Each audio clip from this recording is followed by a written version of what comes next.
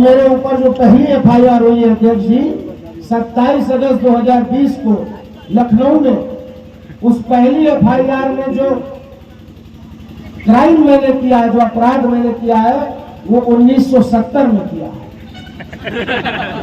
जिस तरह आप हंस रहे हो उसी तरह कोर्ट में जज साहब भी फाइल देख के हंस रहे थे और सरकारी वकील से पूछ रहे थे कि अरे बताओ, क्या ये लड़का पैदा होने से पहले अपराध कर दिया था?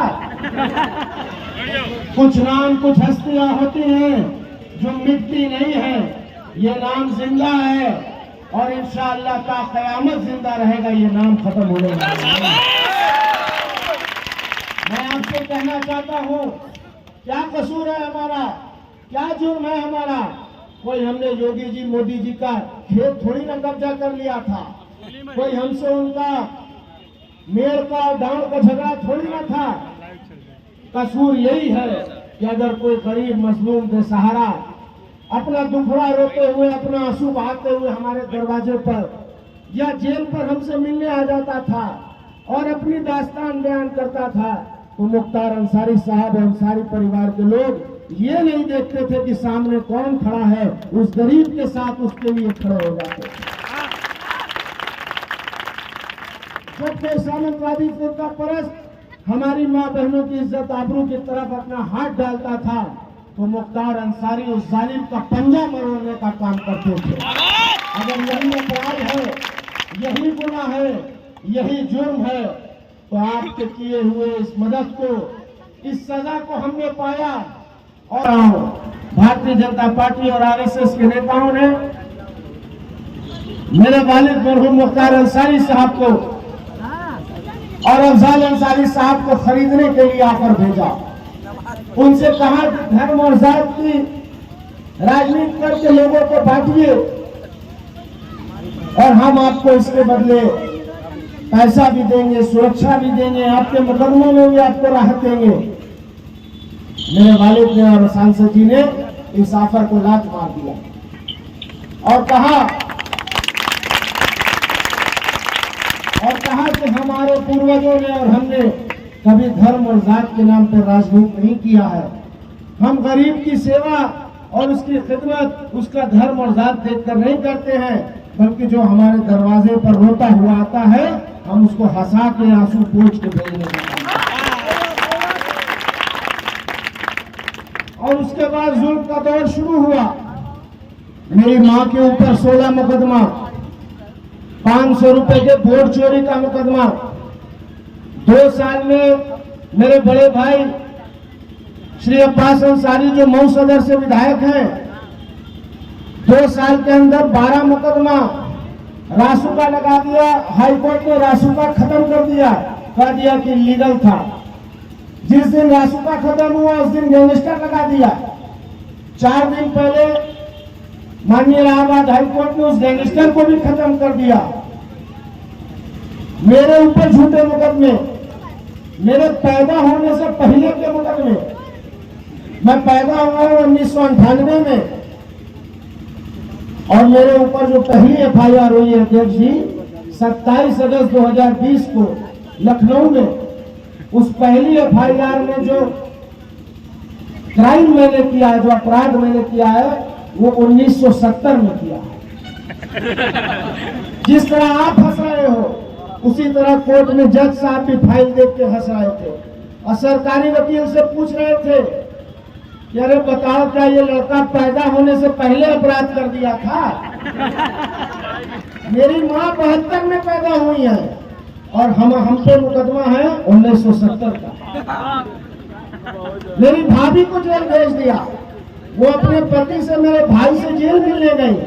उनको गिरफ्तार करके कह दिया कि ये तो अपने पति को जेल से भगाने आई थी। 6 महीने का दूध पीता बच्चा, माँ जेल में, बाप जेल में, दादा जेल में, दादी जेल में। क्या जुल्म की इंतहा है। और शायद कुदरत को भी और हमसे इम्तिहान लेना था और आजमाइश बची थी। 19 मार्च को जेल के अंदर मेरे वालिद के खाने में जहर दिया गया और उनको इलाज भी नहीं कराया गया। 28 मार्च को 10 दिन में उस जहर से बीमार होकर लिप्त होकर 28 मार्च को वो शहीद हो गए और इस दुनिया से छोड़ के हम सबको चले गए। इन्होंने सोचा था कि कोई मुख्तार अंसारी को मिट्टी भी नहीं दे पाएगा। ऐसी चाक चौबंद व्यवस्था, मालूम होता था जैसे कोई क्राइम सीन हो यूसुफपुर मोहम्मदाबाद। हर गली पर सीआरपीएफ, हर गली के बाहर पीएससी के जवान, पुलिस के लोग तैनात, कोई नाकाबंदी कोई आ नहीं सकता है। लेकिन मालूम होता था जमीन से लोग निकल आए, आसमान से बरस पड़े, 5,000, 10,000, 50,000, 1 लाख आदमी नहीं, लाखों की संख्या में अपने मसीहा को लोग सलाम करने आए और सरकार की आंखें फटी की फटी रह गई।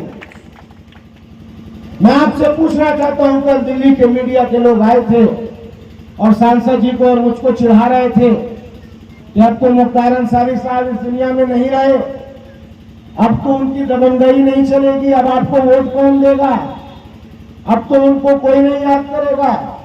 इतना बड़ा मजमा यहाँ बैठा है, मीडिया के लोग भी मौजूद हैं, कैमरे भी चल रहे हैं। मैं आपसे पूछना चाहता हूँ, एक बार दोनों हाथ उठाकर बताओ किसके किसके दिल में मुख्तार अंसारी जिंदा है? एक बार कैमरा चलाओ, देखो।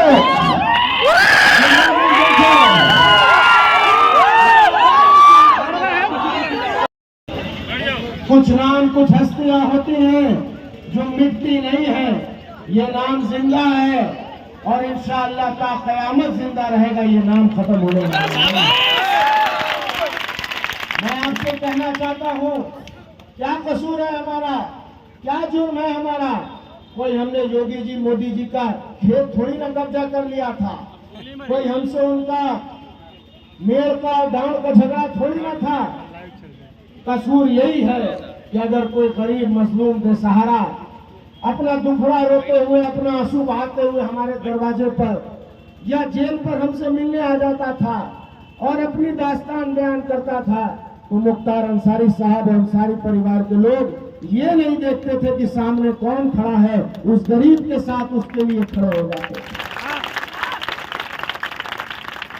जब कोई सामंतवादी फिरका परस्त हमारी माँ बहनों की इज्जत आबरू की तरफ अपना हाथ डालता था, तो मुख्तार अंसारी उस जालिम का पंजा मरोड़ने का काम करते थे। अगर यही अपराध है, यही गुनाह है, यही जुर्म है, तो आपके किए हुए इस मदद को, इस सजा को हमने पाया और उन्होंने शहादत को कबूल किया है। और मैं भी आपसे कहना चाहता हूँ, आपके मुख्तार अंसारी चट्टान माने जाते थे, आपके मुख्तार अंसारी पहाड़ माने जाते थे, कोई उन्हें पीछे भजेल कर नहीं हटा सकता था। उन्हें मारा भी गया तो पीठ पीछे मारा गया, कोई माइका लाल धरती पे लड़ के मारने वाला पैदा नहीं है। इसलिए मैं अपने मुख्तार, अगर उनका आधा भी हुआ तो आपको कभी पीठ नहीं दिखाऊंगा और आपके सामने आपकी ढाल बनकर खाऊंगा। जिंदाबाद जिंदाबाद जिंदाबाद जिंदाबाद जिंदाबाद जिंदाबाद। मेरे मोहतरम बुजुर्गों और भाइयों, आपको ये ठानना है, आपको ये महसूस करना है कि लोकतंत्र में, जनतंत्र में वोट की ताकत सबसे बड़ी ताकत होती है। आप किसी को भी फर्श से उठा के अर्श में बैठा सकते हो और अगर हमारे जो 10 किलो राशन और अनाज दिया जाएगा उसको भी बढ़ाया जाएगा, उसको भी बेहतर किया जाएगा। जो नौजवान शिक्षित हैं उन नौजवानों को 1 लाख रुपए तक की ट्रेनिंग कराकर नौकरी देने का काम किया जाएगा। तो बताएगा अगर लड़का को 1 लाख रुपया करवाए लगे सो तो ठीक नहीं। और जहां ये सरकार आटा देने का काम कर रही है, वही माननीय राष्ट्रीय अध्यक्ष जी ने डाटा देने का भी वादा किया है। तो बताओ आप, आटे के साथ अगर डाटा भी मिलेगा तो ठीक रहेगा या नहीं रहेगा? नौजवान को ढेर के चिल्ला था, डाटा मिल गई तो ठीक रही।